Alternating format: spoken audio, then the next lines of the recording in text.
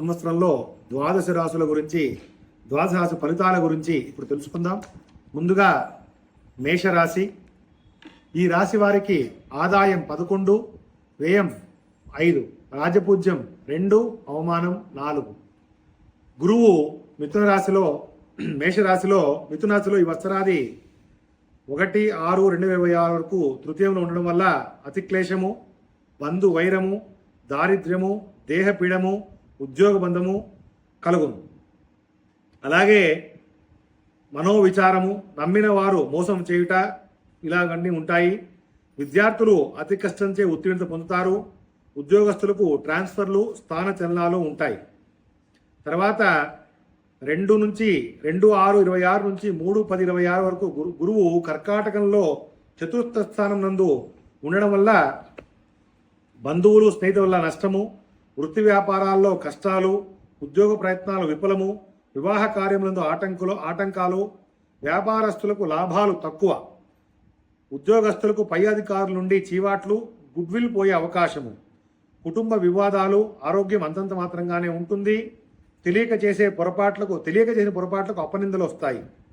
తర్వాత 31/10/26 నుండి 25/1/27 వరకు గురువు సింహరాశిలో పంచమంలో గోచారం వల్ల యోగదాయకంగా ఉంటుంది. శుభప్రాప్తి, సజ్జన సాంగత్యం, సుఖ అధికార అనుకూలిత, సజ్జన మిత్రత్వము, ఐశ్వర్యము అన్ని రకాలుగా బాగుంటుంది.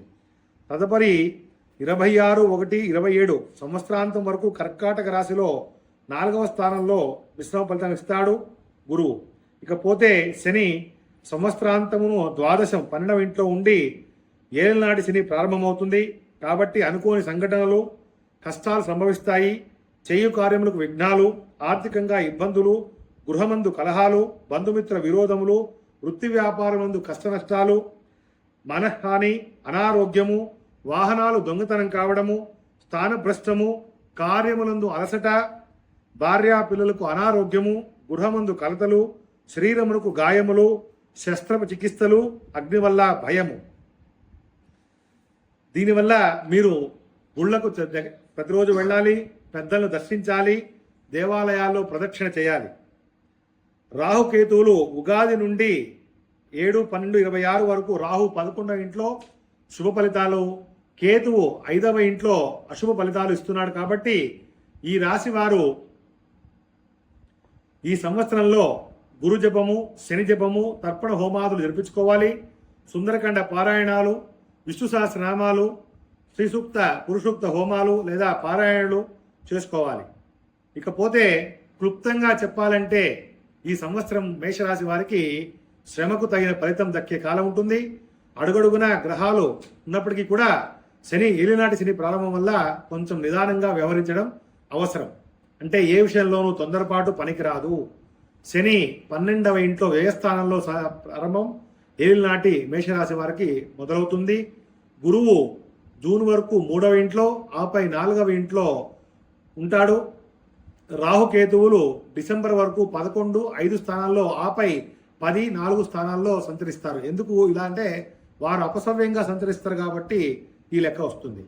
ఇకపోతే క్లుప్తంగా ఉద్యోగ వ్యాపారాల్లో ఆఫీస్లో పనిభారం పెరుగుతుంది. అలాగే మీ యొక్క ప్రతిఫలానికి తగ్గ గుర్తింపు రావచ్చు. జూన్ తర్వాత ప్రమోషన్ లేదా బదిలీ సూచనలు ఉన్నాయి. రాజకీయ రంగం వారికి డిసెంబర్ తర్వాత విశేష అధికారం లభిస్తుంది.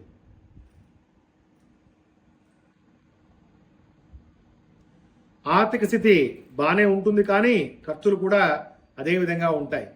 అక్టోబర్ 31 నుండి జనవరి 25 వరకు ఆర్థికంగా మీకు సువర్ణకాలం అనవచ్చు. పాత బాకీలు వసూలు అవ్వచ్చు. కుటుంబ పరంగా జూన్ తర్వాత ఇంట్లో శుభకార్యాలు ఉంటాయి. కొత్త ఇల్లు లేదా వాహనం కొనుగోలు చేస్తారు. సంతాన విషయంలో ఉన్న ఆందోళనలు అక్టోబర్ తర్వాత తొలగిపోతాయి. ఇక ఆరోగ్యపరంగా ఏలినాటి శని ప్రభావం వల్ల కాళ్ళనొప్పులు, నిద్రలేని సమస్యలు ఉంటాయి.